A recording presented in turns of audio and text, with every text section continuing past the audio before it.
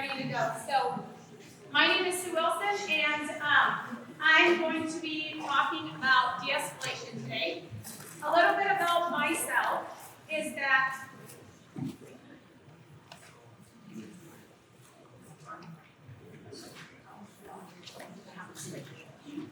not that flexible.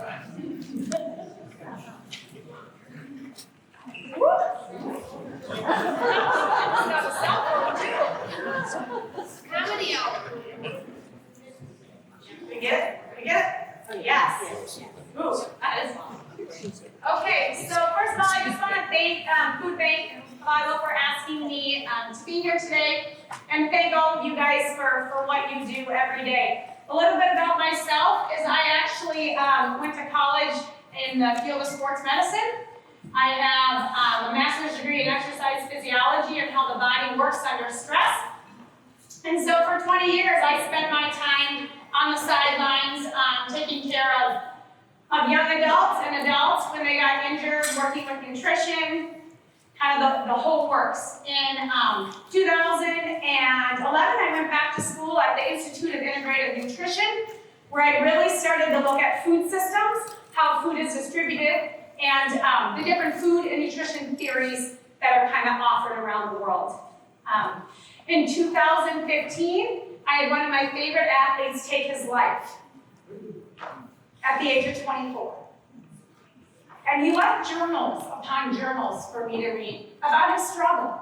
And his struggle included 7 concussions, mild concussions, and how nobody knew what to do with him. He was slurring his words, he was not being able to focus, his concentration was off, his memory was off. And as he started to decrease, he said, my brain is just shaking. I feel like I'm irritable and angry all the time. So he took his life by shooting himself in the stomach to save his brain for research. So we sent his brain on to Dr. Omalu, who is the big doctor, if you've ever seen Will Smith's movie, The Concussion. So we got his brain there, and it came back as functional as an 83-year-old in a 24-year-old's body. This young man only played high school football, and also was Iowa Soldier of the Year in 2013 for us. And so as we watched his decline, okay, we realized that there's got to be a lot going on with a lot of people that maybe we don't know about. So after that incident, I had to step out of sports medicine for a little bit. It was extremely hard for me to watch young athletes. I still am an athletic supporter. We have girls that play sports. But I got the honor of sitting on the Governor's Advisory Council for brain injury, where we really could hone in on mild traumatic brain injury and what they are and what the outcomes were. Through that, we created a screening tool. And the screening tool is just 4 questions, very simple, with our goal to put it out into access centers, substance abuse centers, into our schools, and see what we can come up with. In the time that I stepped out of sports medicine, I stepped into volunteering. And so I worked with the Warren County Helping Hand Food and Clothing Pantry, and so became the executive director there. So I've been in your shoes a lot. I was the executive director of the food pantry during COVID. So I remember having 3-4 people and all of us and the cars all the way around the block and the cops showing up saying, you can't block the roads like this. And I'm like, then you better get in here and help me get this food where it needs to be. You can complain or be part of the solution, right? And so I've been there. And so as I went through this, I said, this would be a great place to put our brain injury screening tool. So we started kind of screening, asking our minds, can we do just a question on brain health?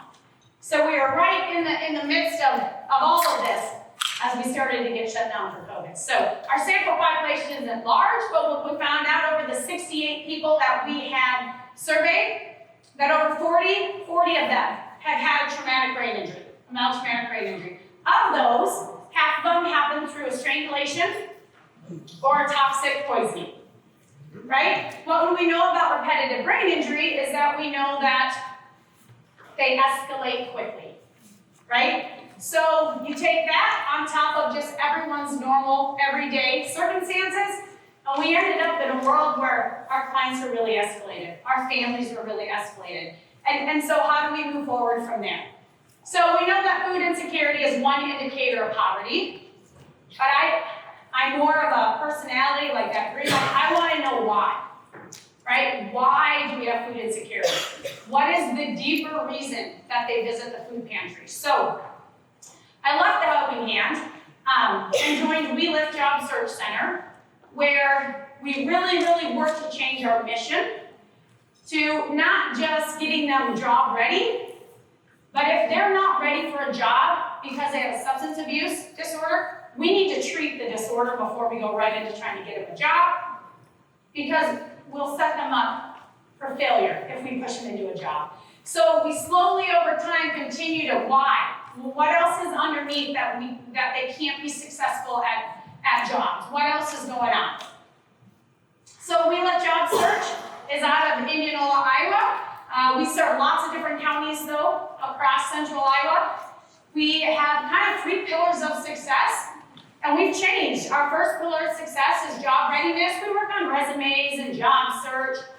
We do mock interviews. We get them ready. We work with lots of other nonprofits like Dress for Success and Men on the Move to help them get ready. Our second pillar is community outreach. We feel very powerful in having to educate people.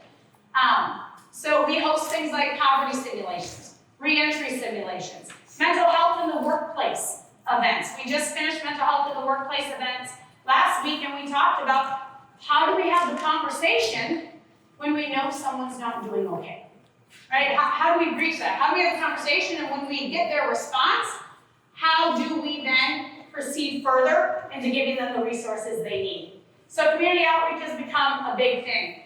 And our third pillar is partnerships. And we truly believe that we're one piece of the pie. If there's another organization that is doing something that our family needs support in, we bring them in. So, perfect example, one of our biggest partners has become the Warren County Attorney's Office, right? And so a lot of people are like, that doesn't sound like a very good partnership, right? What we're doing is working with them. Instead of putting these some of our youth, our at-risk youth I'll use, instead of just locking them up and putting them in jail, how can we work with them? What programs can we get them into to better educate themselves and the families of the road ahead, right, if they continue down this path? We do a lot of C3 De-escalation training. The training we're very passionate about, and the reason I brought this training to our office is because we were just seeing it. How many people deal with people that are escalated every day? Okay, how many have teenage daughters? Right? Or teenage sons, who is teenagers? Right? So that's another one of our things that we go out and provide for. We have virtual reality headsets that have over 55 different careers on them. Warren County, we have a transportation barrier. So we got these 5 VR headsets, and they go out into all our different schools in Warren County and beyond, and the kids can know what it's like to be a surgical technician, or know what it's like to change the turbines on the windmill. Lots of different careers, but they can go right to their classrooms, and then we can hook them up with further training and further conversations. And we believe in the power of making sure that we are actively engaged in conversations for system change. And so that's a little bit about myself, and as we go through this. So, C3 De-escalation, I'm giving you a very high level. It's actually a 6-hour training to become certified. And so it's broken into 6 different parts. We talk a lot about, we will today, about adrenaline, right? A main chemical in the brain, so adrenaline and how that affects how we think. We're going to talk about body language, okay? Body language and respect. Talk about the higher brain and restoring it and what happens when it's not online. There's different escalation patterns that you will see as we talk about through our clients. And then how do we bring it all together to do better and serve better? So C3 really was created by Andrea Medea. She was University of Chicago, and she went into Chicago, into the inner city, and she would help de-escalate situations. Dr. Amy Arnsten does a lot on brain malfunction and how the brain disconnects. under certain situations. Dr. John Grodeman, has anyone heard of him? He's in family therapy. So how does adrenaline work in conflict, right? And so a lot of these different researchers came together and said, we've got to try to figure out some type of system to help people deal with emotions and conflict. So what I'm going to teach on a high level today are different tools. C3 is not something where I tell you exactly what you have to do, and that's the only way it's successful. It is not crystallized learning. Crystallized learning would be like blood pressure. You have to put the cup on this way, you have to pump it up this way, you have to count, here's your end result. Okay, C3 is flexible learning. So the tools we provide you will work for lots of different people, but they might not work. This tool over here might work best for my older daughter, and the other tools I have to use have to work for my older daughter, right? So it's a flexible learning, and so you leave with a whole toolbox of things you can use. And so like C3 De-escalation is just one way to make sure that we're preserving our integrity and the integrity of our clients. So how many people have gone home at night in any job or as a parent and said, wow, I shouldn't have said that to that person today. Or I did not handle that situation well, right? And it keeps you up all night, and then it's time for an apology, and it can be stressful on you, right? C3 and how to manage ourselves is also a form to decrease burnout, right? Because we work in a very high intense career, and social services are going to be relied on more and more as we continue to go through. So, okay, raise your hands. How many people in this room work with people that are in mental health situations? Substance abuse. How many people work with children? How many people work in the business world, the corporate world? How many people work with church members? How many people shop at Walmart? That means we all need this training, right? We all need this training because the human brain is in all of us. So what's our goal? We used to say, right, knowledge is power. Well, it is, but only if the behavior is changed. And so when I go into the schools, the hardest thing that our youth have to wrap their head around is it's not about how that person responds. It's about how you respond. It's about your behavior and how you can start changing the narrative if you conduct yourself in a way. Now, I know some people roll their eyes and say, no, not possible. It is. Might not be that immediate fix right away, but it very much is possible. But you have to think about what's your behavior change that you want, right? I think all of us in here, you guys, you're made to serve. That's why you do what you do. And when you're made to serve, you have compassion. You have empathy, right? I think some of the other ones we work on a lot are patience, self-control. When I was started doing this a while ago, I was working with my pastor, and I said, you know, I feel like in today's world, if somebody is gentle or just more soft-spoken, they sometimes are looked at as being weak, right?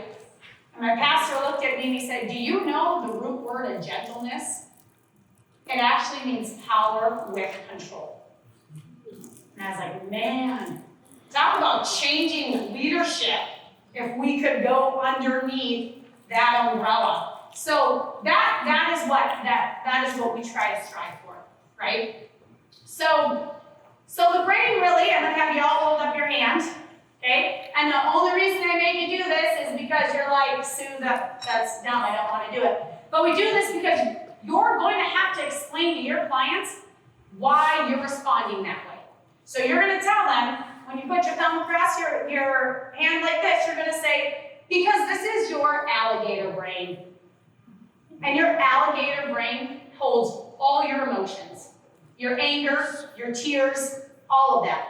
And these 4 fingers, that's your higher brain, right? And it covers the primitive brain, it covers the alligator brain, and it kind of protects it. It keeps it in check. It guards it, right? And in between that and the body, you have your vagus nerve. It's the one nerve in the body that is involved in every organ, right? So the vagus nerve is not stimulated when we text really nasty things, right? The vagus nerve isn't stimulated when people go on Facebook and write really not nice things. So the vagus nerve is a very big part of the system as well. And as it continues to get stimulated throughout the day, whether it's rage or anger or laughter, it controls all of that. And everyone says, Sue, can we do your de-escalation online? You get absolutely none of the sensory effects by staring at a screen watching me versus in person. Because the vagus nerve is not as activated as it can be in person. So this is why it's important. You have your emotions, right? So this I put up here because if you are interested in the full 6-hour course, which we work very closely with County Behavioral Services or the local mental health divisions, so it's actually free for you guys. So it's not like I'm up here giving a pitch at all. We donate our time because we think this information is absolutely critical to get into our different industries. So it looks something like this. So our higher brain, when it comes over, it's responsible for being rational. It's responsible for good judgment. So I get called down to a scene by the police department and says, Sue, we've got one of the youth you and I work with together. She's really escalated. Can you get down here? And I can hear in the background. I'm like, yeah, but I'm still like 6 minutes away, so get your skills out, get your tools out. So I get out of the car in time to see the police officer put his hand on her. Right now, she's escalating. And he did it just to be gentle. He actually was saying to her, right, the things you don't say to her. But he was like, it's going to be okay. It's going to be okay. Well, she's offline, right? This is gone. She just turns around and kicks him right in the shin, right? When her higher brain is not like this, she cannot remember consequences, okay? You give up the ability to remember consequences. When your higher brain is engaged, you have a balanced perspective. This is right. This is wrong. This is not good, right? When your higher brain is engaged, you understand and you control your impulses. So when that disengages, okay, we stop and ask ourselves, well, why is that person responding the way it does? Because they've got a major disconnect happening in the brain. Under stress, we get a major disconnect between our higher brain and what it's supposed to do. So, why does this happen? We're like this. When we start to escalate, the adrenaline pumps in and floods the prefrontal cortex. So it physically comes in and starts to push it offline. Okay? So as it starts to push it offline, we lose our ability to know what's right or wrong. How many people have had a conversation with somebody who's escalated and you can't even follow what they're saying? Right? And then if you were to repeat that back to them, they would realize they can't even understand what they're trying to say. Right? So, the most important thing, probably in what we do every day, is to understand that this is a chemical reaction. This is not a character. So how many of us have the routine clients that come in and you take a really big deep breath? They're awesome. Right? I truly believe in my heart, people do not wake up and say, I'm going to be angry all day. I'm just going to be angry. Like, I don't believe that. Angry is not fun for anybody. Nobody enjoys it. So, those people that come in and we have to take a deep breath, they probably walk around like this all day long. Their higher brain trying to get engaged and it just can't because they don't know where they're sleeping that night. They don't have enough food. They missed the bus, which means they missed to pick their kids up, which means they're going to get called back into the school, right? And so they come in and they're escalated and flooding all the time, and then in our brains we're like, oh, yep, here they come again, and we kind of prejudge them because they always present the same way, but it's our job, like, let's help get that chemical adrenaline out of the brain so they can walk around like this. Because how much more are you going to get done in your daily if all your clients are walking around like this instead of this? If they're all walking around with good judgment, they understand their consequences, right? We're going to get a lot more accomplished. So the C3 approach, we will teach you how to lower the adrenaline, how to get it out of the prefrontal cortex, okay? And the circuit part of it, it gives the person a chance to establish self-control. This is by far my favorite example. When I'm escalated, because we're all human, and someone says to me, just calm down. Oh, you did not just say that to me. Like, don't tell me to calm down. Like, I'm clearly irritated, right? So, we're not going to be successful if I'm trying to tell you to gain self-control. We've got to regain our own self-control by ourselves. Does that make sense? Yes. It's like the person we're forcing to lose weight, and they don't want to lose weight. Is that going to be successful? No. But through the circuit training we do, we allow them to reestablish their own self-control. And then they step back into the situation and are like, oh, yeah, let's be productive. Let's move forward, right? Without somebody telling them. Another word that will escalate a client is, I understand. Right? It's so easy for us to say, I understand. I understand you're in a hurry. I understand you're irritated. We don't. Right? No two clients are the same. No two kids are the same. No two parents are the same. Right? We don't understand. And then the last one is really making that connection as to what are your triggers and what are your symptoms, so you know how to respond to the situation. If you look at your list or you look out the door and there's a line and you see two families out there that you know don't get along, and you know you hear some screaming, what's your game plan? What's your agency's game plan before it explodes? What are the tools you're going to use? Okay, so give me some words that we use to describe people that are escalated. Crazy, exactly. Crazy, what else? Out of control. Yep, right? How many times have we been like, or you've heard, oh, they're psycho. Quit being a drama queen. That person's insane, right? Well, that's not very nice. So what we try to do is we just try to have common language where, hey, that person's flooding. The adrenaline is flooding their brain. Right? It's flooding. And so if we can teach our schools, our kids, our families to acknowledge when someone is flooding, then we can step in with a better solution. So there's two different ways you can flood. First one are the people you get to hear when you're out and about. Those are our external flooders. How many people are loud when they're getting escalated? How many yell? Okay? So what else do you feel when you guys are starting to get irritated or upset? What are some physical things you feel? Heart rate? Heart rate goes up? What? Breathing. Yes, breathing is affected. Heart rate. Some people turn red in the face. Some people get sweaty hands, right? Some people, their hands and their motions, right? Like more and more. They have, a lot of people point their fingers, right? They point people out, okay? The interesting thing, though, is that you won't see eye contact in anyone that is flooded because the adrenaline has actually shut down the small muscles of the eye.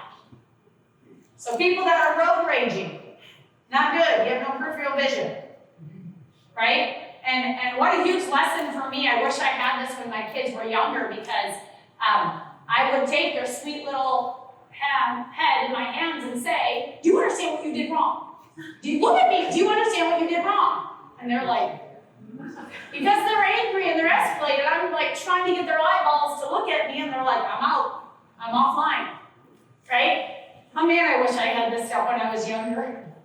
I was a younger parent. And unfortunately, we've all heard the people that can put really amazing profanity together with their escalation, right? And sometimes you're like, that was really good. There is actually a part of the brain that sits right under the alligator brain for profanity. So when we're offline, and these guys are raw emotions ready to go, there's the profanity, right? So then you have the silent flutters. Ooh, these ones are the tough ones, right? So they don't say a word. They don't say a word. Their eyes are kind of glassed over, right? They may be like itching like this. They might be grinding their teeth, so you can't see it. They might be biting the inside of their mouth. They could just kind of all of a sudden in their demeanor like shy away from you. They could be rubbing their hands together. How many people know silent flutters? How many times you say, just say something. Just say something. Don't just stand there like I'm arguing, right? And they're like inside their brain is shaking, and like they wish it would it's going to explode. Okay? So how many of you guys are external flutters? It's okay, we can be honest. I'm up here telling you, and I'm supposed to be teaching this. So, right? How many are silent flutters? How many are both? How many are external flutters at work? Good answer, right? Kind of, right? Can you be both? Absolutely, you can be both. Why is this so important? This is why this is so important. If I'm getting in a heated conversation with somebody and I know they're a silent flutter, and you see a tear come out of their eye, right? That conversation needs to be done. I was the one that'd be like, you are not walking away from me. You get back here, we're gonna have this conversation right now. And they're silent flutter, and they're just like, oh, I cannot right now. Right? And so it is really important to know. I have one daughter who is, she's a lovely actress, so I'm always just like, wow, you come by this naturally. But if I say something, I have no idea this. She used to scream, get to her bedroom and slam the door, and she was done. Right? And I'd be like, you did not just slam the door. I followed after her, opened the door. What is your problem? That's not a good way to deal with these things. So we came up with a tool. When she got home from school, which I underestimated the amount of times that she sits in class for 8 hours, and behaviors are being directed all around her. She's in chaos. Her brain's probably like this all day long. And then she gets in the car and is like, hey, how was lunch? Hey, who'd you hang out with? How'd you do on your Spanish test? Hey, what's soccer? And she's just like, stop! Right? So she goes, and I have two in my house. If they have a hooded sweatshirt on and they put the hood up, they're off limits. They're off limits. They get 40 minutes like that. They get 40 minutes where no one can talk to them, do anything. I have another one that she just wants to talk about it, she wants to be done with it, and want to move on. Okay? So you gotta know it's really important to know if you have family members, right? It's really important for you to know that if you're at a family gathering and you know you have a bunch of external flutters, what's your game plan to leave? What's your game plan to get out of there? How are we teaching our kids, right, to deal with external and silent flutters? Okay, how are we teaching our youth? Okay, this will be the 5th youth group I've done this with, and it has been absolutely incredible to watch these kids change their behavior, which has forced mom and dad to change their behavior, right? And when we start, the kids always say, well, that's not never going to happen. My mom follows me everywhere, screams and yells at me, throws things at me.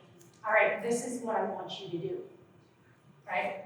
I want you to say to her, like, I need to go for a walk right now because I just can't do this, right? right? Because what we know about the brain is a chemical reaction happens, it's a physical reaction, so we're gonna physically change that, okay? So we're gonna work the muscles, okay? That's how we're gonna start getting adrenaline out of that brain.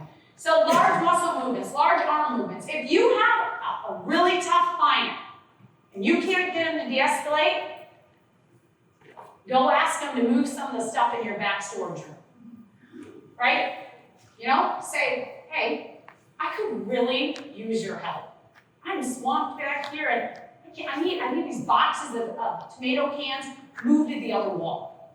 They don't have to know that you don't need that moved, right? But one, you're empowering them, saying, I see you and you're strong. Can you help me move these just across the room, right? That alone is enough to get that adrenaline out of the brain, the physical activity, okay? The arms, the legs, the torso, anything you can do. If they're escalated in their food pantry line and they're starting to crave, you can say to them, hey, why don't you walk with me? I would love to hear what's going on, but these people don't need to hear your business. Let's give you the respect to go walk, right? And you're giving them the dignity that they deserve, and I had to use it. I got a chair thrown at me, I don't know, a week ago or two, and I just kind of moved out of the way, and I said, hey, apparently you're really strong. I've got a bunch of stuff in this other room that I just need moved. Will you help me? Yeah, so I just have a stack of books. And they picked up the books and moved them to the other room. I don't care where the books end up, right? But they felt empowered because I asked them to do something, and I spent time with them, and I had to move their muscles, okay? Cold drinks, boom, will help as well, because the vagus nerve is stimulated, okay? The vagus nerve is stimulated. So on those really hot days, if they're outside, water's free, right? Could you get some ice water in little cups? And if someone's looking really hot and you see them start escalating, is it possible for your pantry to just offer really cold water? I don't know the answer to that, but there's a suggestion. We do a lot of this training in our local businesses. And so we have a local business that's got a lot of a tire shop, has a lot of different personalities working behind the scenes. And so they have huge bowls of Starburst and Tootsie Rolls sitting out now. But have you ever tried to yell at someone when you got a Starburst in your mouth and you're like trying to shut up? Right? So it doesn't cost that much, but it's enough for them to start chewing, the vagus nerve to be activated, and all of a sudden that higher brain, it gives them a chance. Like that commercial years ago with Give Me a Break, was that Snickers? Kit Kat. Yes, right? There is some like logic to that. Just give me a second to think here. Give me a second to try to get this brain back online. One of the most powerful things you can do is if you've got somebody in line or you have someone back there, you can ask them to write something down. And what I used to say in the pantry was, hey, just in case our computers go down, I really want to make sure I get a hold of you. Can you write down your name and number on this sheet of paper? Because when they write down their name and number, they have to physically go S-U-E-W-I. So not only do they have to come up with the letters, then they have to put them in sequence, and they have to take their fingers and write them down. Right? Same thing with their number. And then I will say, okay, is your number 515? And now they have to think 515, right? And I read it back. So that is bringing it right back. If you have somebody that's escalated, I know it's not always easy. Do you have an extra volunteer that can sit down and do the paperwork with them? Right? I know we've gotten so much online these days for data collection and for everything else, but how can you activate their brain? Another thing that is really, really something that we started in some of the middle schools is a coloring wall. There's coloring walls that are the sheets of paper that are this big by this. They're $6 on Amazon. The one we have says kindness in it, but it's got all the shapes all around it. And we just hang markers and crayons there. And when people start to escalate, we just say, hey, let's go color. You can have your spot back in line. It's not a big deal. Let's just go over here. Right? Let's see what color you want to use today. Right? So there's different things we can do, but you got to get the brain. So more of the training talks more about how do you get that brain back online. Okay, silent flutters. we have to let them walk away. Okay, we have to let them walk away. We have to say to them, hey, I'm here for you, and I'm ready to talk to you when you're ready. Okay, going back to our youth or someone, if there's a situation where a consequence has to be given, it still has to be given. But when somebody is flooded, it's not a teachable moment, right? And I think that's our second big point. It's not a teachable moment.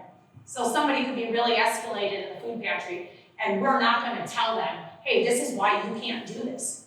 You need to stop doing that in this food pantry, right? Because that's against policy. That might be the case. But do you think by us pointing our finger, do you think that helps them get back in line or further escalate, right? It's going to further escalate them, right? So we've got to find a way to be able to get their brains back on without escalating them more. So we take them, we de-escalate them, and then we explain to them the policy. And if they can't follow the policy, this is what's going to have to happen, right? But it really is these things where we've got to know what type of flutter they are. Another thing with the silent flutters is that you can do the same thing for them, right? We have a client we deal with all the time, and I say, you're welcome to come in here anytime we're open. But if you come in a time that you feel like you're going to disrespect somebody, this is what we have to do, right? I want you to come in, and I want you to take a sheet of paper and a pen and tell me about your day. Write it down why you feel the way you do today. Okay? Get that brain going. The silent flutters, let them walk away, but then address it if you need to. Okay? But don't ever try to teach in the moment of escalation. That's going to blow up even further. And then you are like, I'm just trying to tell you our policies. I'm just trying to, now what's happening to you? You're escalated. Now we have 2 people escalated, 2 people offline, and when you're offline, neither of you are listening, neither of you are responding, and neither of you can see the options of where we're going. And then that's when us as providers really start to get burned out. So we're like, oh, here we go again, right? So I'm going to focus on one of these more than the others, but everyone's higher brain, all of our higher brains, they're weakened by stress. What's another one you think? Starts with an A. Anxiety. What about the other A? Anger, yeah. And one that people don't understand a lot is fatigue. Fatigue is huge. And I'm not talking always about just our clients that are tired, right? I'm talking about if you're dehydrated, you're going to escalate a lot quicker. So with summer coming up, get prepared in the pantries. What can you do, right? So fatigue, dehydration is going to escalate them faster. Poor nutrition is going to escalate them faster. Energy drinks and caffeine is going to escalate them faster, right? Sugar is going to escalate them faster, okay? We know our clients don't sleep well. That's going to escalate them.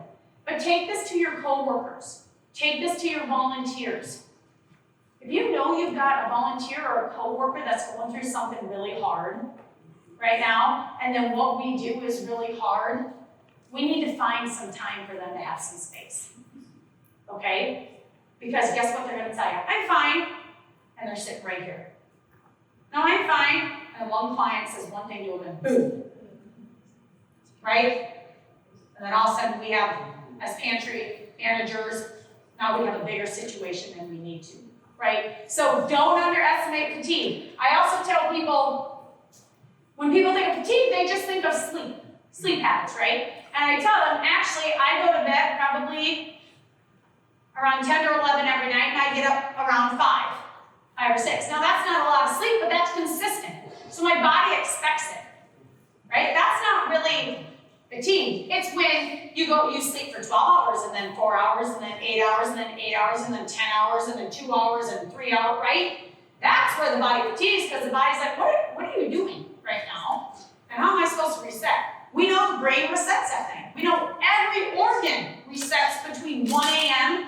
and 10 a.m., right? We got to give our body the chance it can. So fatigue, it's very real in how quick we escalate. client feels disrespected, they're going to instantly escalate, right? So, signs of disrespect, rolling our eyes, okay? Another one that they pick up a lot on is the, they're here again, right? And the one sometimes we don't understand the power of our words. And when I was just started at the Helping Hand, and it is nobody's fault about this situation. This stuff happens. But we had a young lady that wanted to use the bathroom before we opened. And I was in the corner, and some volunteers were here, and the bathroom was here. And she came in, knocked on the door, I just have to go to the bathroom, can I come in? You know, one of the volunteers said, sure. So they let her in, and then they say, oh, she's not as cracked out as she used to be. So then this sweet girl, she goes to the bathroom, comes back out. A couple minutes later, I'm back here, one of our brand new volunteers goes, oh yeah, I hear that girl's really always cracked out. I was like, wait a minute. Like, you haven't been in this facility that long, how do you know that? Right, she just took what one volunteer said and went with it. 45 minutes later, we're loading her groceries in her car, and she said, you know, Sue, I used to be, but I'm doing really well right now.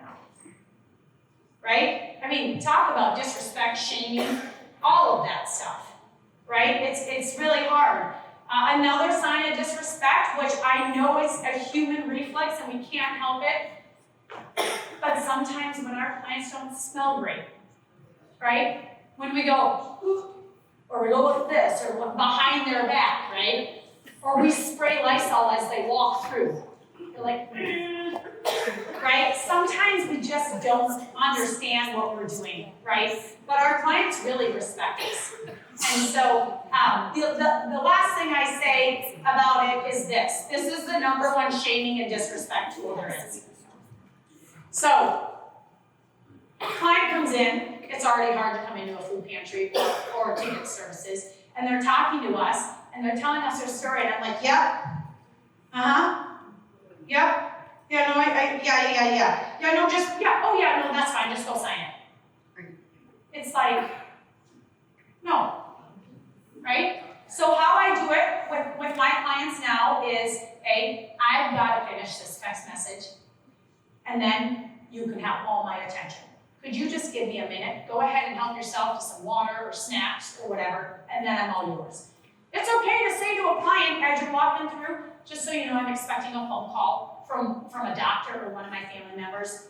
I hope when it comes, it'll be okay if I just step out, take the phone call, and I'll get right back with you, right? Why are we choosing the cell phone over them? That's all they want to know. We also know that my story is my story, and it's not to be shared with anyone else unless I share it, right? This is more of a conversation for the youth, but if it's not your video or the people you know in the video, it's not yours to share. Right? I remember during COVID, our local people wanted to come in and take pictures. You're not coming into this facility to take pictures of the people getting food. If you'd like to come in before we're open and take pictures of the shelves, that's fine. Right? That is not your story to tell. I say to my girls often, does this thing feed you? Does it provide shelter? Does it clothe you? Then why am I competing with it? Right? And the same goes for our clients. I will ask my clients the same thing. We're running a youth program right now. It started, we run it Monday, Wednesday, Thursday. We're working with dropout students and those that are justice involved. Some come and work with us and then go back to the jail. Some come and have other probation stuff they have to do. But I was talking with them and they were on their phone. I said, here's the deal. You will know every time that I pick up my phone if I need something. But I expect the same out of you. Right? So it is okay to say to the client, hey, I really appreciate it if we're talking and I'm trying to grab your food and you're trying to tell me, because we have a lot of people here, you know, if you have to take a phone call, that's fine, but you know, we are in the process of just trying to make sure everyone gets served the best we can. So we all know this stuff, but sometimes in the heat of the moment we just forget it, right? And we're human, so it happens to all of us. Leadership posture. This is one that I think has become very, very, very powerful. This is a way that we often, so leadership posture is just like this. Your toes, your shoulders, your face, your nose are pointing right at them. Okay? When somebody comes and talks to you, you instantly just take a step back. And it's not because you don't want to engage with them or you don't want them breathing on you. It's because the brain really needs space, right? To try to figure out exactly what you're saying and what you're doing. So if somebody comes in and you're like this, like what? Yeah, I heard you. You need some food, right? Versus a leadership posture of just saying, yeah, unfortunately our line is a little long today, but we would love to serve you. Everyone's going to get food today, and we'd love to serve you to do that. It's just you're going to have to wait your turn, right? So take up your space as a leader. Don't stand like this, right? But also don't stand like this. Right? I work with law enforcement a lot, and I say to them, stop doing that. It's like, I don't want to talk to you. You look like a grumpy old man when you do that. And the younger police officers say, Sue, we're trying to hold our vest down and like all our gear that's on it. I was like, well, you need to find a better way. Right? Because I have no idea why people escalate. You get out of the car and you're like, hey. Right? So you just have to understand the leadership posture. I think probably one of the most eye-opening things for the leadership posture for me is the voice. So I always use this example. It's a morning for school. And I'm like, girls, come on, we gotta get going. You need your shoes, your coats, bags, get in the car, let's go, it's time for school, let's go. And no response, like always. Girls, you were supposed to be in class in 11 minutes and we're 8 minutes from school. Like, figure this out, get your stuff, get in the car. Girls, we have to get going, get in the car. Mike walks in, girls, get your stuff, and get in the car. Okay. What? Seriously? The brain responds to a lower voice. Right? So, if we're in a situation where they're coming at us and you're backing up, and they're coming and you're backing up, you hold your leadership posture and say, we will get with you when we can, as fast as we can. Thank you for coming today. Right? The whiny, the we're trying. It's not gonna affect the brain like that lower voice does. So, and we go into all of this much more in depth. This is just like all high level things as we move forward. So, when we continue to respond in a way that respects us, it is going to respect all the people that you work with. We talk a lot about mirroring, right? We don't mirror somebody. And we had a perfect example at one of our local businesses where one of the clients came in and said, you shorted me 3 hours on my paycheck, right? Well, the business owner did not appreciate that. So he went right back and said, I'm not that kind of boss. I will not give you what you work for. You can come back when you're ready not to accuse me of something. And he's like, I want my money and I want it now. Well, he probably has rent due. Right? Like he has to make sure he has money to take care of his things. And the owner is like, you do not accuse me. So he called me and I stepped in and I said, he's not challenging your authority. Is that what you think? He said, oh yeah. I'm like, no, he knows you're the boss. You sign the checks. Your checks are always good. I said, every behavior, right, that is a form of communication. He's fearful that if he's doesn't have that money, he can't pay a certain bill. So the next time he comes at you, you step back, you don't mirror him. If he steps at you, you don't step at him like, well, I know, but just don't do it. See what happens. So of course, 2 weeks later, same situation. So finally the business owner steps back and said, let's go check the computer. Maybe we're both entering it wrong. Right? And all of a sudden the employee stopped right there. He's like, oh, okay. So they went in and they figured out he was entering it in the wrong category. Such a simple mistake, right? Situation was solved in 2 minutes without the owner being really angry all night long because he can't believe someone thinks he's dishonest and doesn't pay him, and the employee thinking he got gypped, right? So C3 is really all about how do learn more about people's mindset, people's reactions, but it really comes back to us. If we lower our voices, if we hold our leadership posture, right? If we don't argue back, which is really hard sometimes.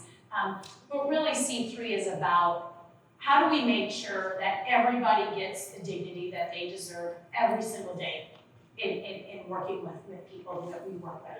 Understanding that the world we live in has all of us about here all the time, right? And it's one email, it's one text message, it's one roll of the eyes, it's one schedule change that makes us go offline. When in reality, we have the skills and we have the ability to go through life with our anger and our emotions safeguarded and protected, right? We just got to get ourselves in the routine to be able to respond that way. Okay, so it covers lots of different things that I just talked about. And so really, as leaders, our only option is to do right, okay, and not be right, right? So if we all can step back and start managing ourselves in really hard times, it gives us an added respect of all the clients and what they go through, okay? Anyone have questions? Yes? No? Okay, thank you guys for having me. Thank you to the